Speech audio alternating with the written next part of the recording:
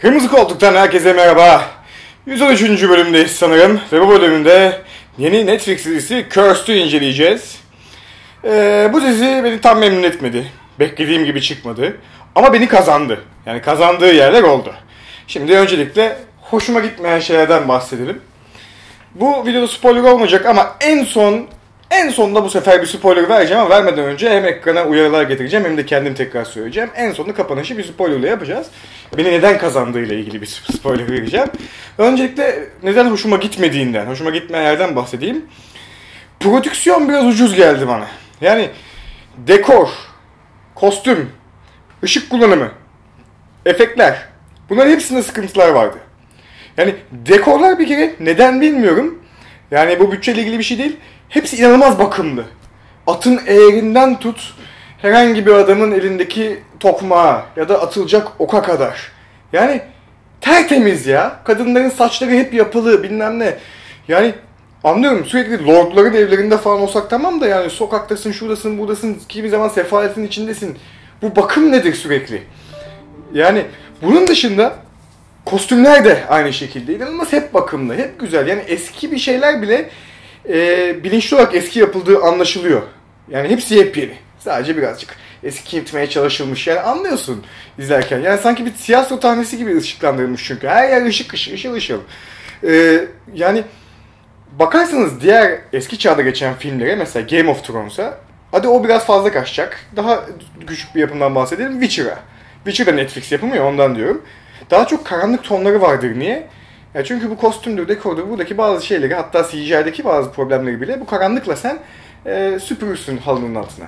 Ama bu dizi ışıl ışıl yapmayı tercih etmiş. Işıl ışıl her şey, böylece bazı problemler göze batabiliyor. Yani CGI'ler de bu şekilde. Yani bu dizinin CGI kurtları falan var, inanamazsınız. Yani ilk bölümlerde çok fazla, sonra da hadi çok göstermiyor böyle CGI bozuklukları ama ya dedim, neden yapıyorsun? Neden böyle yaparsın? Yıl 2020, böyle bir CGI karakterleri koymaman lazım. Ya bunun problemi aslında şu. Günümüzde kameralar çok geliştiği için, yani görüntü kalitesi, çözünürlük, onun keskinliği, lensler, şunlar bunlar aşırı geliştiği için efekt teknolojisi bunun paralelinde böyle gitmedi. Çok fazla para vermen gerekiyor. Yani bütçede daha fazla harcaman gerekiyor. Böyle olunca efektin kalitesi düşük ama görüntü kalitesi yüksek olunca arada müthiş bir kontrast oluyor. Çok göze batıyor. Yani 15 yıl öncenin filmine bu kötü efektleri koysaydın görüntü kalitesi de kötü olacağı için çok göze batmaz, sırıtmazdı ama şöyle bir görüntü verdiğin zaman orada o efektler sırıtıyor maalesef. Yani daha fazla bütçe ayrılması, daha iyi efektler ya da practical efekt üzerine gitmek gerekiyor. Ne gibi? 80'li yıllardaki Indiana Jones'larda falan olduğu gibi. Pratik efektler. Ya da Jurassic Park'lar, Alien'lar, bunlar maketlerle falan işlerini gördüler. Ama sen her şeyi CGI'ye yıkacaksan onu mükemmel bir şekilde yapman gerekiyor. Evet, negatif yanları yapım anlamında bunlardı. Konu anlamında da konu akıcı gitmiyor. Yani ben normalde bakın videoları ilk günden izler bitirir koyardım ama bunu bir hafta oldu neredeyse. Çünkü değil bir kere oturuşta, 3 oturuşta, 4 oturuşta falan bitirdim. Çok sarmadı beni dizinin gidişatı. Dizinin konusu neyin hakkında? Fragmanlardan da gördüğünüz gibi Fey denilen bir halkın, bu Fey'ler aslında fairy'ler, yani fairy dediğimiz peri ama Fey olarak hitap edilmesini uygun bulmuşlar kendilerine. Bu Fey denilen halkın köyleri yakılıyor falan filan, çeşitli kızıl paladinler tarafından, bir dinci bir grup tarafından ve Nimue bir karakterimiz de bu annesi ölmeden önce veriyor, al diyor bu kılıcı Merlin'e götür. Kılıç da bizim Excalibur. Merlin'e götür diyor. Merlin de Kral Arthur efsanesindeki Merlin. Kral Arthur'u hiç sormayın, karakterini hiç beğenmedim ama hikaye bunun üzerinden gidiyor işte.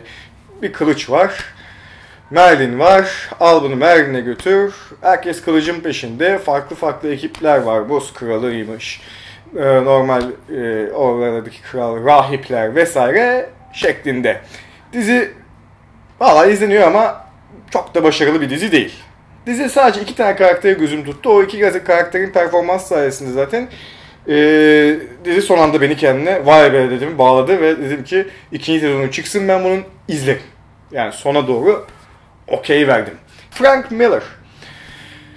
Ya işte bu dizinin yapımının niye böyle olduğunu anlayamadım. Başta Frank Miller adını görünce demiştim müthiş bir şey izleyeceğiz. Çünkü bu adam 300 Spartalı olsun, ne bileyim çeşitli Batman animasyonları olsun ya da Sin City olsun, bunlarda emeği geçen kaliteli bir usta adam.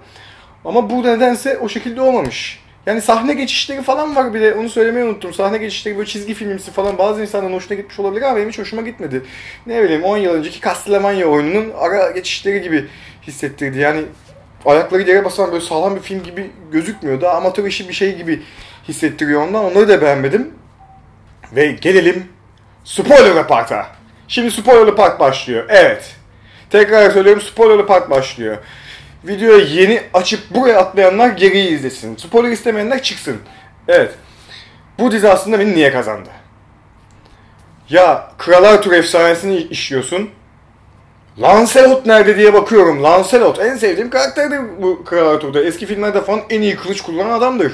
Ya dedim Lancelot nerede burada? Lancelot niye yok dedim. Ve sondan bir önceki bölümde bir baktım. Bu ağlayan keşiş diyen karakter iyi tarafa geçecek gibi. Ve şimdiye kadar filmde en iyi dövüşen o. Ulan dedim Lancelot bu mu acaba? Ondan sonra son bölümde iyi tarafa geçip eline 2 tane kılıç aldı. Siyah rahiplerle kapışacak. Dedim kesin Lancelot sensin arkadaş. Sensin Lancelot. Ondan sonra da abi filmin son bitti. Atın üzerine çocukla gidiyorlar. Bu çocuğa adını sorduğu an dedim kesin çocuk da bunun adını soracak ve Lancelot deyip bitirecekler. Ve dediğim gibi oldu. Direkt atta gidiyor. Lancelot dedi. Tamam dedim. Adamsın. Bu bir. İkincisi filmdeki küçük kız. Iris olması lazım adının. Bir arge yaratma hikayesi gibi aslında onunki de, birazcık bir karakter. Çakma küçük çocuk, şiddet falan filan öyle barındıran bir intikam peşinde falan filan. Bu çocuğu bize unutturmayı çok iyi başardı. Ya bilmeyerek ben ara sıra unutuyordum, sonra tekrar görüyordum. Merak ediyordum ama öbür karakterleri izleyip sıkılıyordum, bilmem ne. Yine unutuyordum. Filmin son bölümünde ben yine unuttum bu çocuğu. Yine bir şeyler yapmaya çalıştı, yapamadı, unuttum.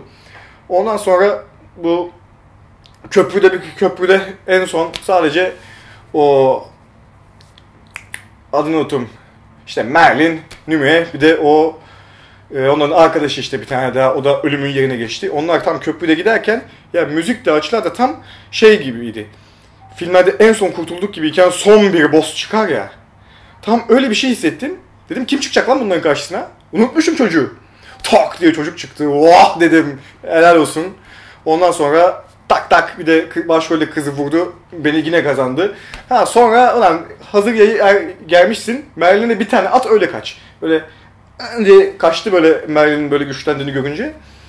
Ulan gelmişken atıver işte. Neyse.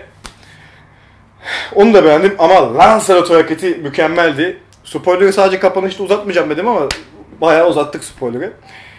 Dediğim gibi zevk verdi, eğlendirdi. O tarz yanları oldu ama genel olarak bakarsak hiç gerek yok bu diziyi izlemeye diyebilirim ama ben ikinci sezonu izleyeceğim çünkü beni kazandı.